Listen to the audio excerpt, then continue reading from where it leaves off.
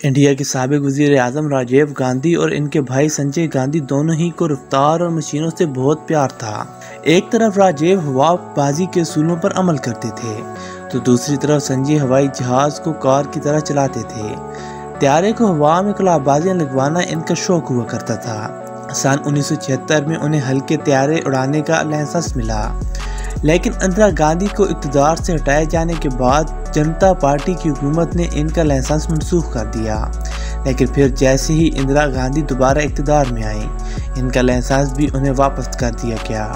सन 1970 के बाद से इंदिरा गांधी के ख़ानदान के एक करीबी साथी धीरेंद्र ब्रह्मचारी 2 सीटों वाला त्यारा पिट्स S-2A दरामद करने की कोशिश कर रहे थे, जो खुसूसी तौर पर हवा में कलाबाजियां खाने के लिए तैयार किया गया था। मई सन 1980 में इंडिया के कस्टम डिपार्टमेंट ने आखिरकार इसे इंडिया लाने की मंजूरी दे दी थी। जल्दी इसे सफदरजंग एयरपोर्ट पर दिल्ली फ्लाइंग क्लब पहुंचा दिया गया। संजय पहले ही दिन इस त्यारे को उड़ाना चाह रहे थे, लेकिन फ्लाइंग क्लब के इंस्ट्रक्टर को पहला मौका मिला। संजय ने 21 जून सन 1980 को पहली बार इस पर अपना हाथ आजमाया। दूसरे दिन यानी 22 जून को उन्होंने अपनी अहलिया मेनका गांधी और इंदिरा गांधी के खुसूसी माविन R.K. धोन और धीरेंद्र ब्रह्मचारी के साथ प्रवास की और 40 मिनट तक दिल्ली के आसमान में त्यारे उड़ाते रहे। अगले दिन यानी 23 जून को कांग्रेस के नौजवान रहनुमा माधुराव सिंधिया इनके साथ पिट्स उड़ाने जा रहे थे, लेकिन संजय गांधी दिल्ली फ्लाइंग क्लब के साबिक इंस्ट्रक्टर सुभाष सक्सेना के घर पहुंच गए, जो सफदरजंग हवाई अड्डे के नज़दीक ही रहते थे। उन्होंने कैप्टन सक्सेना से कहा कि वो इनके साथ फ्लाइट पर चलें। संजय अपनी कार पार्क करने गए थे और सुभाष सक्सेना अपने एक माविन के साथ फ्लाइंग क्लब की मरकजी इमारत में पहुंचे। कैप्टन सक्सेना को जल्दी नहीं थी, शायद इसी वजह से उन्होंने चाय का आर्डर दे दिया था। अभी उन्होंने चाय का एक घूंट ही लिया था कि इनका चपड़ासी दौड़ता हुआ आया और कहा संजय गांधी हवाई जहाज में बैठ गए हैं और फौरन उन्हें बुला रहे हैं।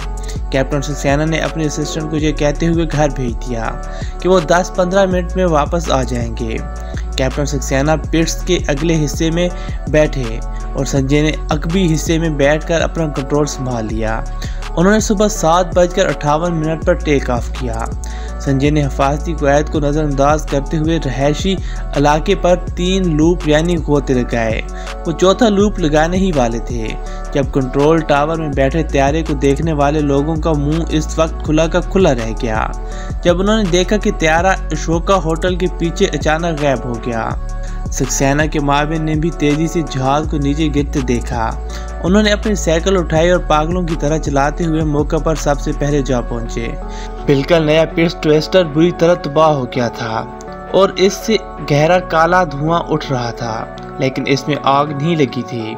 रानी सिंह अपनी किताब सोनिया गांधी में लिखती हैं, सक्सेना के माविन ने संजय गांधी की लाश को त्यारे के मलबे से 4 फुट दूर पड़ा देखा। कैप्टन सक्सेना के जिस्म का निचला हिस्सा त्यारे के मलबे में दबा हुआ था, लेकिन सर बाहर निकला हुआ था। एन उसी वक्त उत्तर प्रदेश के उस वक्त के वजीर आला विश्वनाथ प्रताप सिंह अकबर रोड पर गांधी की रिहाइशगाह पर इनसे मिलने के लिए बैठे थे। अचानक वीपी सिंह ने इंदिरा गांधी के असिस्टेंट R.K. धोन को ये कहते हुए सुना, एक बड़ा हादसा हो गया है। इंदिरा गांधी बिखरे बालों के साथ बाहर आईं और कार में बैठकर धूम के साथ रवाना हो गईं। वीपी सिंह भी इनके पीछे पहुंच गए। इंदिरा गांधी के पहुंचने से पहले ही फायर ब्रिगेड ने दोनों लाशों को त्यारे के मलबे से निकाल लिया था और उन्हें अस्पताल ले जाने के लिए एम्बुलेंस में रखा जा चुका था। रानी सिंह अपनी किताब में लिखती हैं, इंदिरा गांधी खुद एम्बुलेंस में बैठकर अस्पताल पहुंच गईं। वहां डॉक्टरों ने दोनों को मुर्दा करार दे दिया। अटल बिहारी वाजपेयी बेजीबी रहनुमा जो बाद में वजीर आजम बने और चंद्रशेखर बाद में वजीर आजम बने, सबसे पहले अस्पताल पहुंचने वालों में शामिल थे। इंदिरा गांधी ने अपने आंसू और एहसास छुपाने के लिए स्याह चश्मे पहन रखे थे। जब तक डॉक्टर संजय गांधी के मशक़शुदा लाश पर काम करते रहे, इंदिरा गांधी उसी कमरे में खड़ी रही। इधर हादसे की खबर सुनकर संजय गांधी की अहलिया मेनका गांधी भी अस्पताल पहुंच गईं। इंदिरा इस कमरे से बाहर आ गईं जहां संजय की लाश थी। उन्होंने मेनका को तसल्ली दी और उन्हें अगले कमरे में बैठकर इंतजार करने के लिए कहा उन्होंने कैप्टन सक्सेना की अहलिया और वालदा को भी तसल्ली दी। संजय की लाश पर डॉक्टरों को 3 घंटे लगे। जब उन्होंने अपना काम ख़त्म किया तो इंदिरा ने इनसे कहा, अब आप कुछ मिनट के लिए मुझे मेरे बेटे के साथ छोड़ दें। डॉक्टर्स हिचकिचाए, लेकिन इंदिरा ने सख्ती से उन्हें वहां से चले जाने को कहा। ठीक 4 मिनट बाद वो कमरे से बाहर आ गईं। वो उस कमरे में गईं जहां मनिका बैठी थी। उन्होंने मनिका को बताया कि संजय अब इस दुनिया में नहीं है। इससे कबल जब डॉक्टर संजय की लाश पर काम कर रहे थे तो वो एक बार फिर इसी जगह चली गईं जहां संजय का त्यारा गिर कर तबाह हुआ था। बाद में ये अफवाह फैल गई कि इंदिरा संजय की घड़ी और चाबियों का गुच्छा ढूंढने वहां गई थी, लेकिन उन अफवाहों में कोई हकीकत नहीं थी। उन्हें संजय के ज़ाती सामान में कोई दिलचस्पी नहीं थी। वो दरअसल संजय को तलाश कर रही थी। धात के जले हुए मोटे मोटे टुकड़ों को देखकर उन्हें ये एहसास हुआ कि संजय अब कभी वापस नहीं आएगा। इस जहाज़ के गिरने से संजय के लिए इनके सारे ख्वाब और मुस्तकबिल के मंसूबे बिखर कर रह गए। वो संजय की लाश को अपनी निगरानी में अकबर रोड पर अपनी रहशगाह में ले आईं, जहां उन्हें बर्फ की सिलों के एक प्लेटफॉर्म पर रखा गया था। इनकी एक आंख और सर पर अभी भी पट्टी बंधी हुई थी और नाक बुरी तरह कुचल गई थी। दूसरे दिन संजय की आखिरी रसूमात के वक्त इंदिरा गांधी पूरा वक्त मनिका का हाथ थामे रहीं। जैसे ही संजय की चिता में आग लगाने के लिए राजीव ने हाथ आगे बढ़ाया, इंदिरा ने उन्हें रुकने का इशारा किया। उन्होंने बताया कि संजय के जिस्म के गिर्द लपेटे हुए कांग्रेस के परचम को नहीं हटाया गया है। संजय की लाश के ऊपर रखी गई लकड़ियों को दोबारा हटाया गया और झंडा उतारने के बाद संजय की आखिरी रसूमात अदा की गई।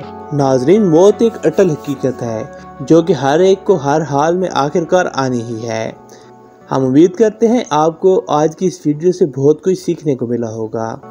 अगर आपको ये वीडियो पसंद आई है तो इस वीडियो को लाइक करने के साथ साथ अपने दोस्तों के साथ शेयर ज़रूर करें। मिलते हैं अगली वीडियो में, तब तक के लिए अल्लाह हाफिज़।